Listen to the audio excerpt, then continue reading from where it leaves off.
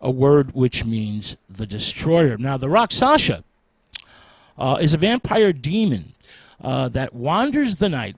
According to ancient tradition, it was born from the foot of Brahma and a daughter of Dashka. This is an evil, hostile, and malevolent being. The Rakshasa likes to attack the vulnerable, especially children and pregnant women. They also attack men while they are eating or drinking, entering via their mouths, taking possession of their bodies, and then driving the men insane. They can be gigantic and misshapen in appearance, with eyes that blaze like fire and long, piercing tongues.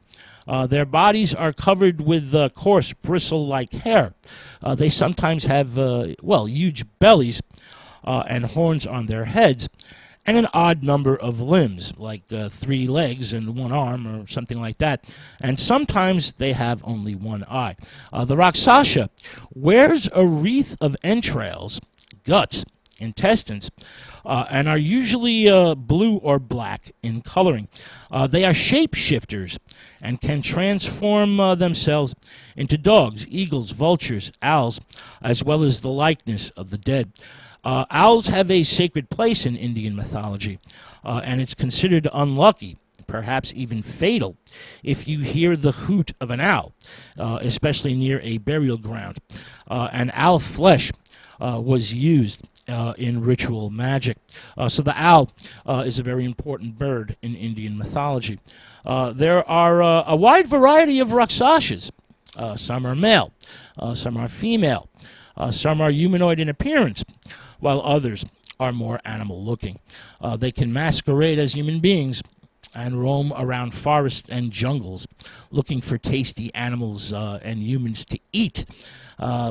They howl as they walk, casting their eyes from side to side, searching for prey in order to satisfy their bloodlust. The Rakshasa likes to dine on human flesh and drink human blood. When it's available, they often use a skull as a cup as they down their liquid lunch, so to speak. The vampiric creature's powers increase with the coming of night, and it can take possession of a corpse and reanimate it. If a person is touched by a Rakshasa in any of its forms, the individual will wither away and die. There's nothing anyone can do. The reanimated corpse likes to go into houses of worship and disrupt the prayers and services that are going on there. The creature has formidable supernatural abilities, but a human being can outwit them, since they are often stupid and dim-witted. The Rakshasas are not always very smart. Ancient Indian texts feature lots of stories. There's lots of stories of encounters with Rakshasas. For example, such spiritual texts, such Hindu writings as the Pashantantra.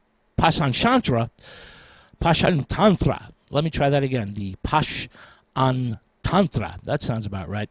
The Mahabharata, the Ramayana, and the Katha Sarit Sagala. In one sacred story, many Rakshasas inhabit the city of Lanka. Some are ugly, some are beautiful, some are dwarfs, some are giants. They all have sharp, pointy, projecting teeth, while some are serpent-headed, and others have the heads of horses, donkeys, and elephants. The monkey god, Hanuman, an envoy of Raman, visits the city, and his eyes are filled with wonder at the sight of this Rakshasa-like society. The vampire creatures are characterized in many Indian literary and religious epics, and the mythical hero or deity usually slays the Rakshasa to make their reputation, to become Mr. Big Stuff afterwards.